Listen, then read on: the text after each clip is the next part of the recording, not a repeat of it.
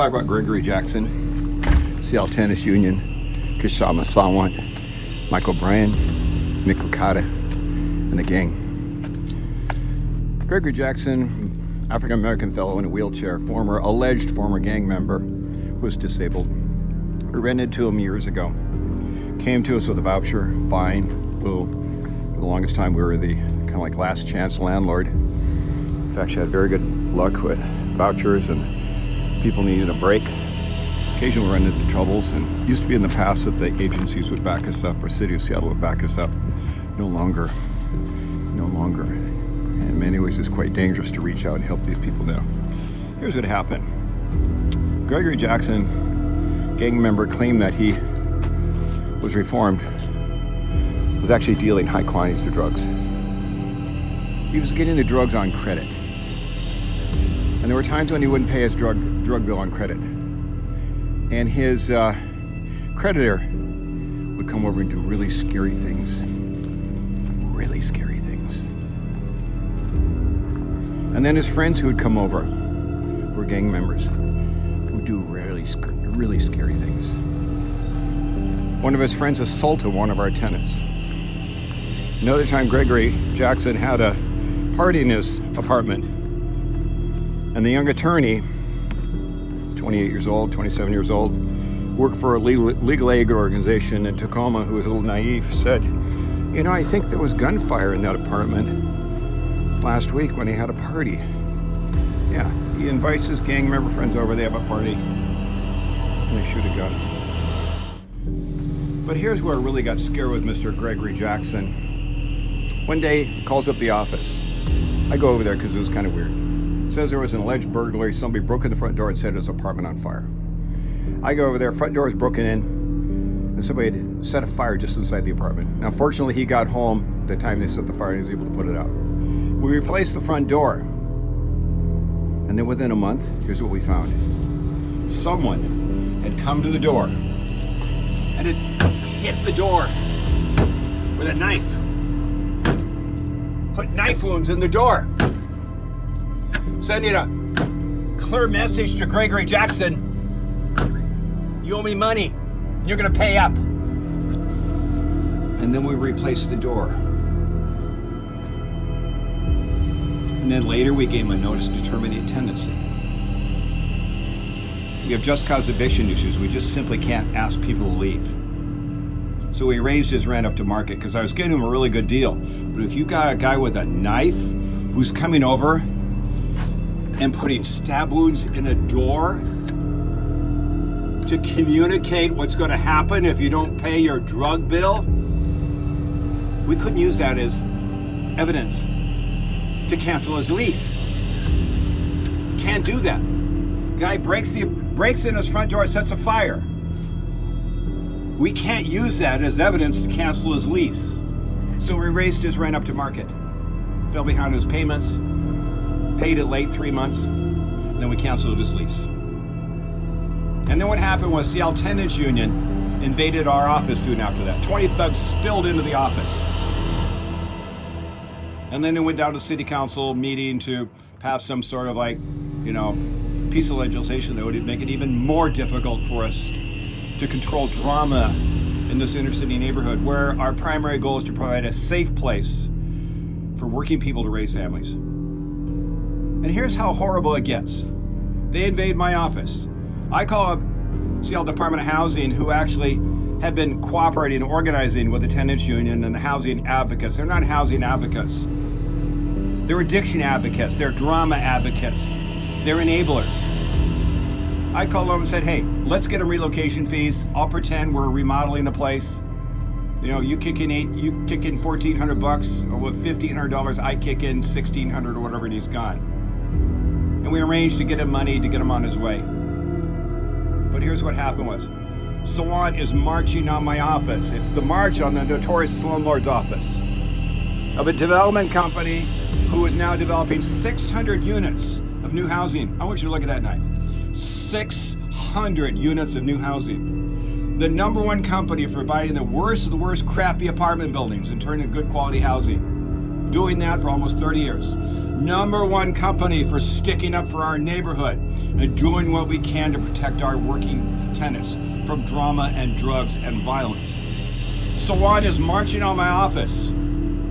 She's given her speeches about the notorious slumlord. They have rats on sticks. A mock lynching of me and my company. And to the very moment,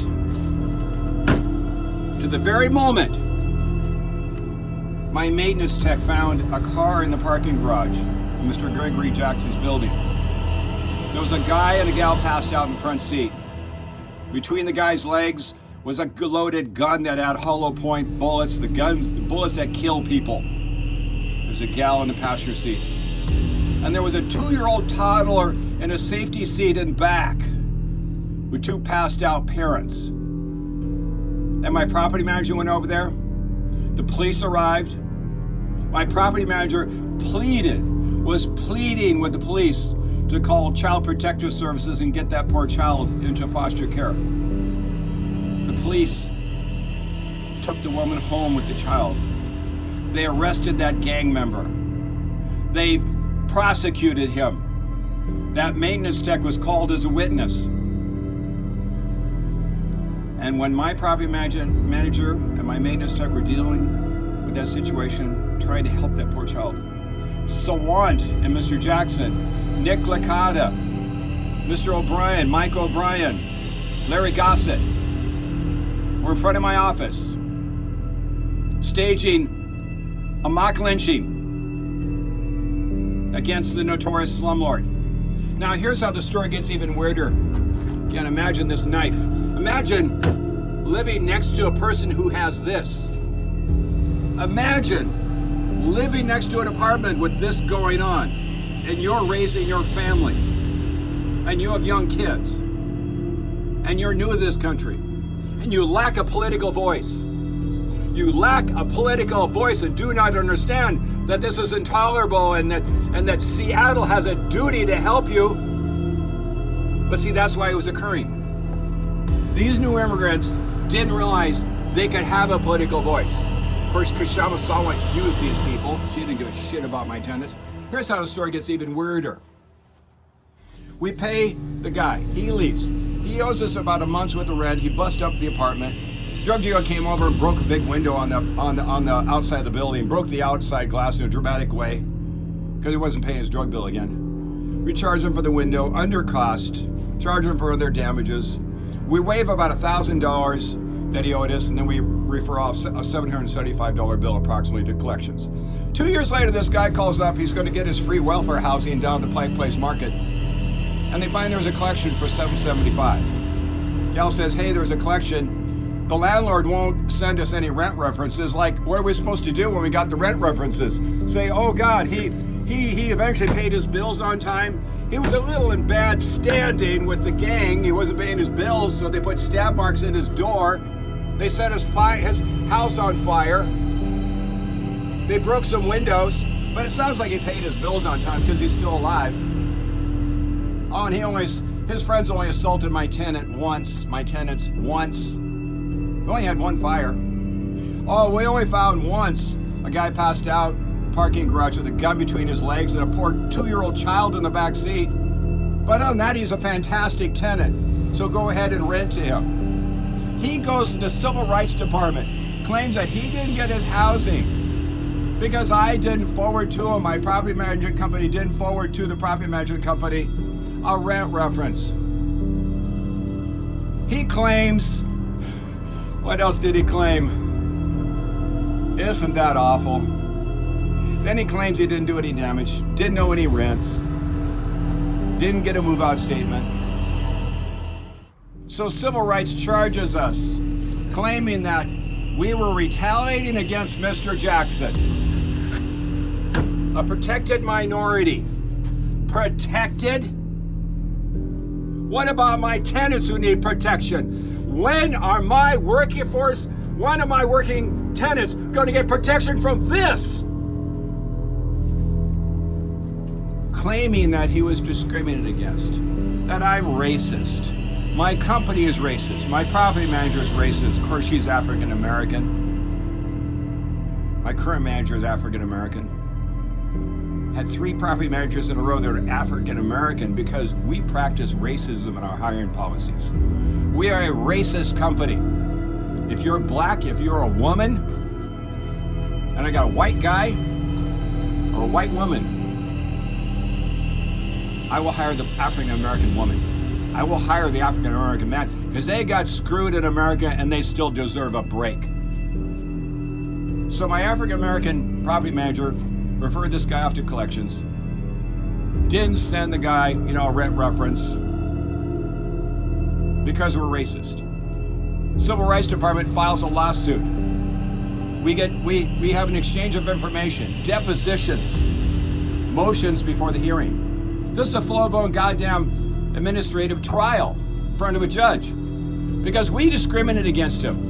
We sent a $775-ish collections off to collections, and we did that because he didn't owe us any money. We did it because we're racist people retaliating against him. Guys, here's how weird it gets. 5 days before the trial, the guy kills himself. He hangs himself. He hung himself 5 days before the hearing. And the Civil Rights Department, their primary witness is gone. I have no idea how they're going to introduce evidence. The gal at the nonprofit said all that Mr. Jackson had to do is come down and have a little meeting, and then he could just simply deny that he owed money, deny all this stuff, say he was a great tenant, she would have rented to him. Instead, he goes to the Civil Rights Department. The Civil Rights Department is still continuing on with the trial. Their primary client, their client is dead. He hung himself. They have no witnesses to introduce evidence. And they're continuing ahead with a trial.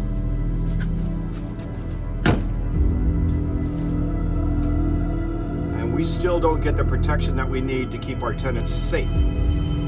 Because they're new immigrants, because they're indigenous poor, because they lack a political voice. And Kshama Sawant, Mike O'Brien,